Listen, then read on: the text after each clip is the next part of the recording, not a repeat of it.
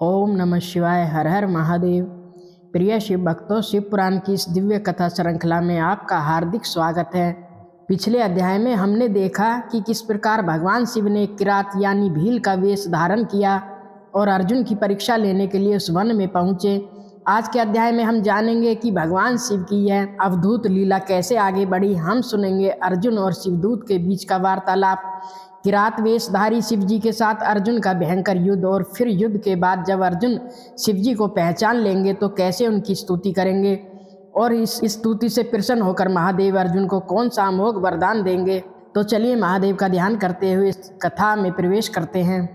नंदीश्वर जी महाज्ञानी सनत कुमार जी को कथा सुनाते हुए कहते हैं, हे मुने, अब आप परमात्मा शिव की उस लीला को ध्यान से सुनिए जो उनकी भक्त वत्सल्य यानी भक्तों के प्रति उनके प्रेम से भरी हुई है। जैसा कि हमने सुना, अर्जुन और किरात रूपी शिव जी दोनों ने एक ही समय पर उस दैत्य पर बाण चलाया था।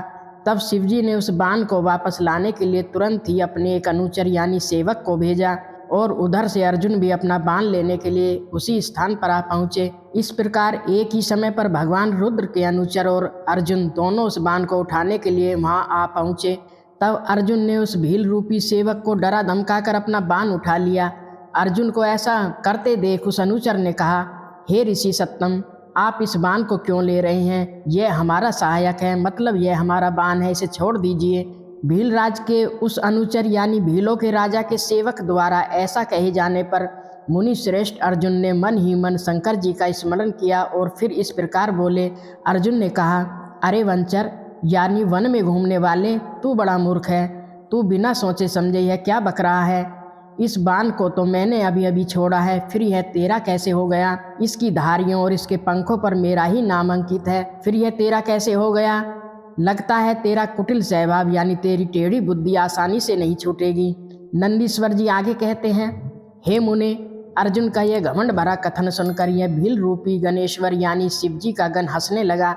तब वह ऋषि के वेश में खड़े अर्जुन को इस प्रकार उत्तर देते हुए बोला, अरे तापस, सुन, जान पड़ता है तू कोई तपस्या नहीं कर रहा है, केवल तेरा वेश ही तपस्वी का है। क्योंकि जो सच्चा तपस्वी होता है वह कभी छल कपट नहीं करता। भला जो मनुष्य सच में तपस्या में लगा होगा वह कैसे झूठी बात कहेगा और कैसे किसी के साथ छल करेगा? अरे तू मुझे यहाँ अकेला मत समझ। तुझे पता होना चाहिए कि मैं एक सेना का अधिपति हूँ, एक सेनापति हूँ। हमारे स्वामी यानी हमारे राजा बहुत से वंचरी भीलों के साथ वहीं पास में बैठे हैं। वे विग्रह यानी दंड देने वाले और अनुग्रह यानी कृपा करने दोनों में पूरी तरह समर्थ हैं। यह बाण जिसे तूने अभी उठा लिया है उन्हीं का है, और यह बाण कभी भी तेरे पास टिक नहीं सकेगा।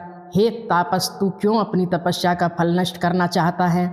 मैंने तो ऐसा सुन रखा है कि चोरी करने से, छल कपट से, किसी को कष्ट पहुंचाने से, घमंड करने से और सत्य का त्याग करने से प्राणी का सारा तप छीन हो जाता है, नष्ट हो जाता है। यह बिल्कुल सत्य है। ऐसी दशा में तुझे अब तेरी तपस्या का फल कैसे प्राप्त होगा?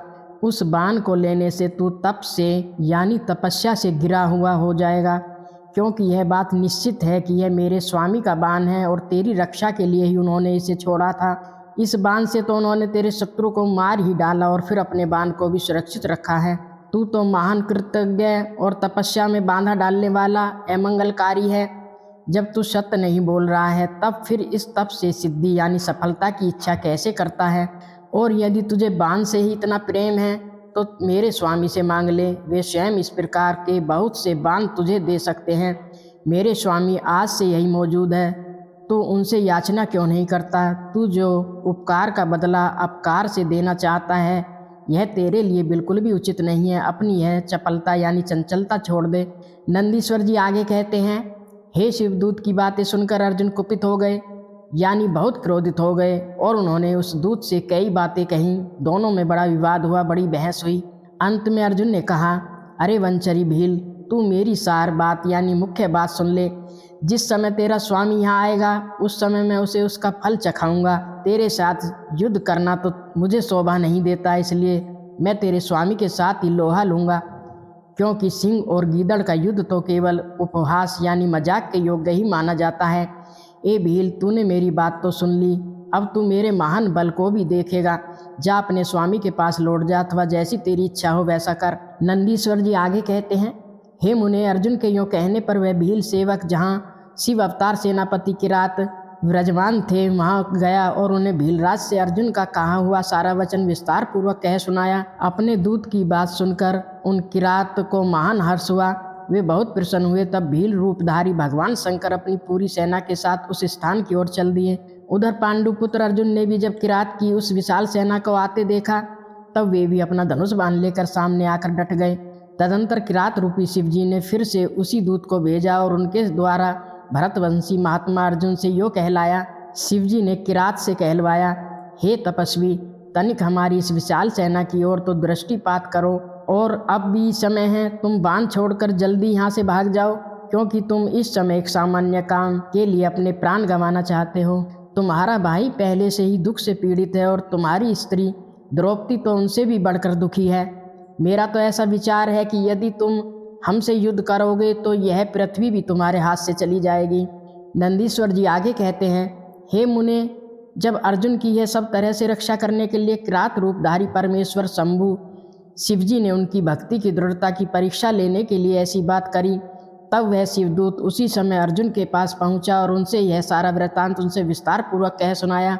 उसकी बात सुनकर अर्जुन ने उस आए हुए दूत से फिर से कहा, हे दूत, तुम जाकर अपने सेनापति से कहो कि तुम्हारे कथा अनुसार करने से सारी बातें विपरीत हो जाएंगी। यदि मैं डर कर तुम्हें अपना बाण दे देता हूँ तो मैं निसंदेह अपने कुल को दूषित करने वाला सिद्ध होऊंगा। इसलिए भले ही मेरे भाई दुख में पड़े रहें तथा मेरी सारी विद्याएं निष्फल यानी व्यर्थ हो जाएं, परंतु तुम आओ तो सही। मैंने ऐसा कभी नहीं सुना है कि कहीं सिंह इधर से डर गया हो, और उसी प्रकार एक राजा क्षत्रिय कभी भी किसी वंचर से भयभीत नहीं हो सकता। नंदीश्वर जी आगे कहते हैं, हे मुने, अर्जुन के यो कहने पर वह दूत फिर से अपने स्वामी के पास लौट गया और उसने अर्जुन की कही हुई सारी बातें उनके सामने विशेष रूप से निवेदन कर दी। उन्हें सुनकर किरात वेशधारी सेना नायक महादेव जी अपनी सेना के साथ अर्जुन के सम्मुख आ गए। उन्हें आया हुआ देखकर अर्जुन ने पहले शिव जी का ध्यान किया, फिर वे निकट जाकर उनके साथ अत्यंत भीषण संग्राम छेड़ दिया। इस प्रकार शिवजी के गणों सहित महादेव जी के साथ अर्जुन का घोर युद्ध हुआ। युद्ध के अंत में अर्जुन ने अपने इष्टदेव शिवजी के चरण कमल का ध्यान किया। उनका ध्यान करते ही अर्जुन का बल कई गुना बढ़ गया। तब वे युद्ध के आवेश में शंकर जी के दोनों पैर पकड़कर उन्हें घुमाने लगे। मुने, उस समय भक्त वत्सल्य महादेव जी केवल हंस रहे थे। वे तो भक्त के पराधीन हैं, यानी अपने भक्त के वश में हैं। वे तो अर्जुन को अपनी दासता यानी अपनी भक्ति प्रदान करना चाहते थे, इसलिए उन्होंने ऐसी लीला रची थी। अन्यथा ऐसा होना तो सर्वथा असंभव था कि कोई शिवजी को पकड़कर घुमा दे। तत्पश्चात शंकर जी ने भक्त परवश के कारण यानी भक्त के प्रेम में बंधकर मुस्कुराकर वही अपना सौम्य एवं अद्भुत रूप सहसा प्रकट कर दिया। हे पुरुषोत्तम, शिवजी का जो दिव्य स्वरूप वेदों शास्त्रों तथा पुराणों में वर्णित है तथा व्यास जी ने अर्जुन को ध्यान करने के लिए जिस सर्व सिद्धिदाता रूप का उपदेश दिया था, शिवजी ने अर्जुन को वही रूप दिखाया। तब ध्यान के द्वारा प्राप्त होने वाले शिवजी के उस सुंदर रूप को अपने सामने प्रत्यक्ष देखकर अर्जुन को महान विस्मय हुआ। फिर तो वे बहुत ही लज्जित हुए और स्वयं पश्चाताप करने लगे। जिनको मैंने प्रमुख रूप से पूजा के लिए वर्ण किया है, यानी जिन्हें मैं अपना इष्ट मानता हूँ, वे त्रिलोकी के अधीश्वर कल्याणकर्ता साक्षात स्वयं शिव तो ये ही हैं। हाय, इस समय मैंने यह क्या कर डाला। भगवान शिव की माया बड़ी बलवती है, वह तो बड़े बड़े मायावियों को भी मोह में डाल देती है। फिर मेरी तो बिसात ही क्या है। उन्हीं प्रभु ने अपने रूप को छिपाकर यह कौन सी लीला रची, मैं तो उनके द्वारा छला गया हूँ। इस प्रकार अपनी बुद्धि से भली बात विचार करके अर्जुन ने प्रेम पूर्वक हाथ जोड़े और मस्तक झुकाकर भगवान शिव को प्रणाम किया। फिर वे खिन्न मन से यानी दुखी मन से इस प्रकार बोले। अर्जुन बोले, हे देवादिदेव महादेव, आप तो बड़े कृपालु तथा भक्तों का कल्याण करने वाले हैं। हे सर्वेश, आपको मेरा अपराध क्षमा कर देना चाहिए। इस समय आपने अपने रूप को छिपाकर यह कौन सा खेल किया। आपने तो मुझे छल लिया। प्रभु, आप स्वामी के साथ युद्ध करने वाले मुझ सेवक को धिक्कार है। नंदीश्वर जी आगे कहते हैं, हे मुने, इस प्रकार पांडुपुत्र अर्जुन को महान पश्चाताप हुआ। तत्पश्चात वे शीघ्र ही महाप्रभु शंकर जी के चरणों में लौट गए। यह देखकर भक्त वत्सल्य माहेश्वर का चित्त प्रसन्न हो गया। तब वे अर्जुन को अनेकों प्रकार से आश्वासन देकर यानी दिलासा देकर यूँ बोले।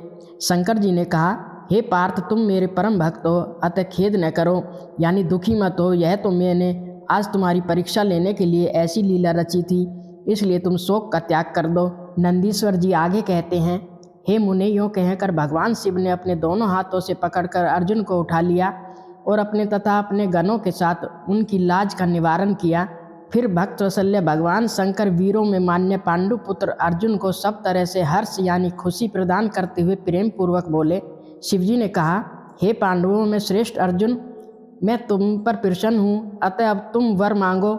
इस समय तुमने जो मुझ पर प्रहार एवं आघात किया है, यानी जो मुझे मारा है, उसे मैंने अपनी पूजा मान लिया है।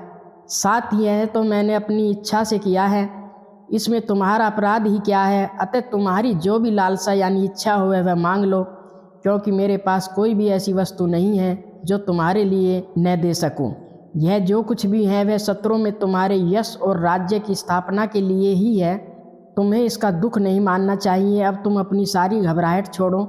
नंदीश्वर जी आगे कहते हैं, हे मुने, भगवान शंकर के यो कहने पर अर्जुन भक्ति पूर्वक सावधानी से खड़े होकर शंकर जी से बोले।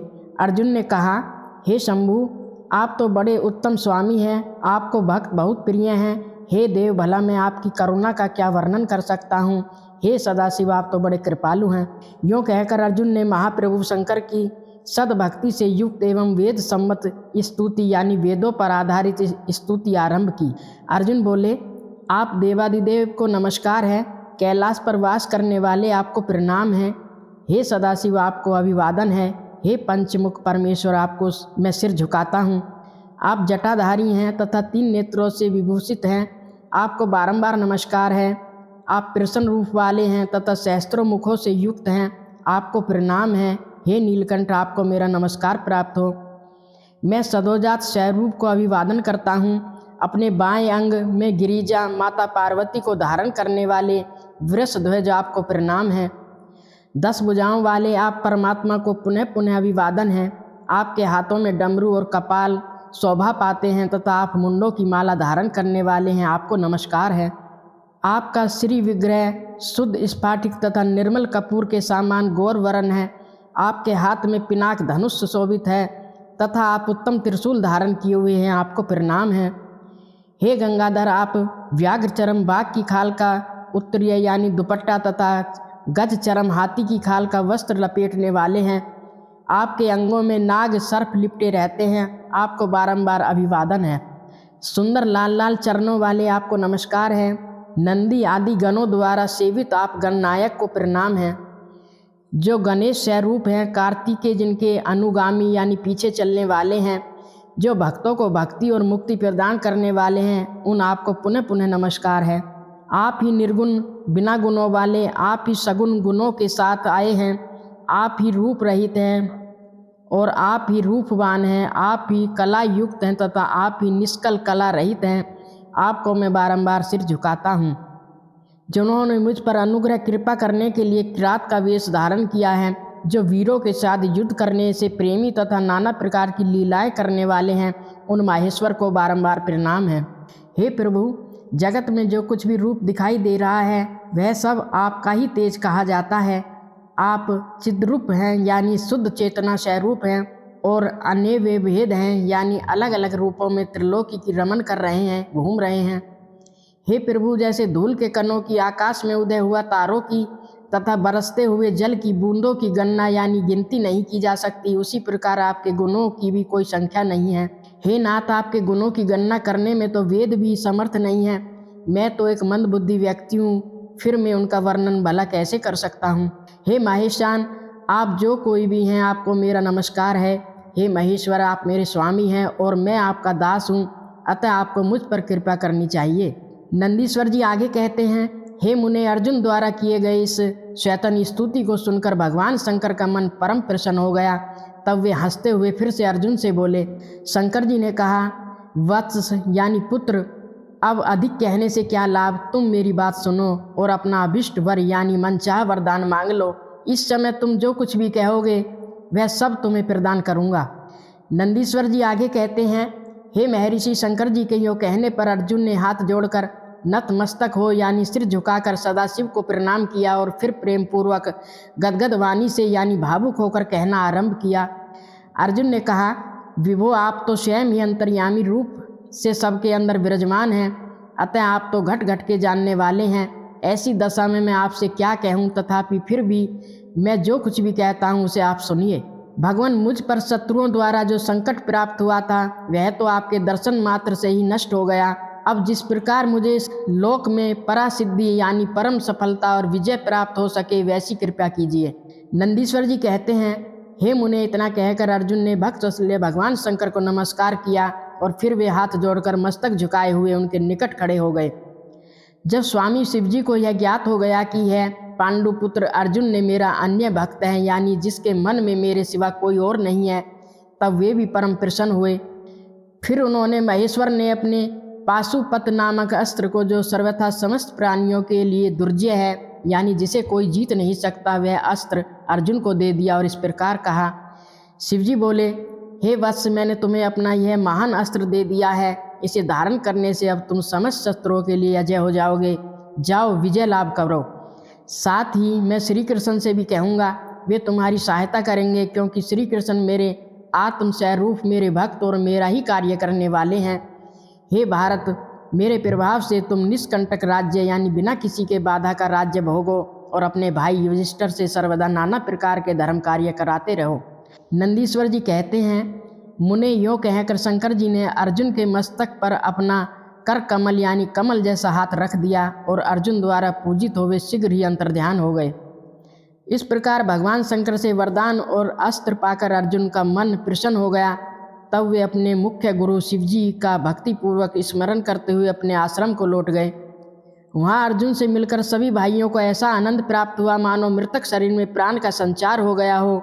उत्तम व्रत का पालन करने वाली द्रौपदी को भी अत्यंत सुख मिला। जब उन पांडवों को यह ज्ञात हुआ कि शिवजी उन पर परम संतुष्ट हो गए हैं, तब उनके हर्ष का पार नहीं रहा। उन्हें उस संपूर्ण वृत्तांत के सुनने से तृप्ति ही नहीं हो रही थी। उस समय उस आश्रम में महामनस्वी पांडवों का भला करने के लिए चंदन से युक्त पुष्पों की वृष्टि होने लगी। तब उन सब ने हर्षपूर्वक संपत्ति दाता तथा कल्याणकर्ता शिव को नमस्कार किया और अपनी 13 वर्ष की वनवास की अवधि को समाप्त हुई जानकर वह निश्चय ही कर लिया कि अब अवश्य ही हमारी विजय होगी। इसी अवसर पर जब श्री कृष्ण को यह पता चला कि अर्जुन तपस्या सफल करके लौट आए, तब यह समाचार सुनकर उन्हें बड़ा सुख मिला और वे स्वयं अर्जुन से मिलने के लिए वहाँ पधारे। वहाँ आकर वे कहने लगे कि इसलिए मैंने कहा था कि शंकर जी ही संपूर्ण कष्टों का विनाश करने वाले हैं। मैं नित्य उनकी सेवा करता हूँ, अतः आप लोग भी उनकी सेवा करें। नंदीश्वर जी सनत कुमार जी से कहते हैं, हे मुने, इस प्रकार मैंने शंकर जी के किरात नामक अवतार का वर्णन किया। जो कोई भी इस कथा को सुनता है अथवा दूसरों को सुनाता है, उसकी सारी कामनाएं पूर्ण हो जाती हैं। तो प्रिय शिव भक्तों, इस तरह हमने जाना कि कैसे भगवान शिव ने किरात का वेश धरकर न केवल अर्जुन की परीक्षा ली, बल्कि उनसे युद्ध करके उनकी पूजा स्वीकार करके उन्हें प्रसन्न मन से अजय पाशुपत अस्त्र भी प्रदान किया। यह कथा भगवान शिव के अपने भक्तों के प्रति करुणा और प्रेम को दर्शाती है। शिव पुराण की इस दिव्य श्रृंखला में आज के लिए इतना ही। अगले अध्याय में हम भगवान शिव की एक और अद्भुत लीला का स्मरण करेंगे। तब तक के लिए ओम नमः शिवाय, हर हर महादेव।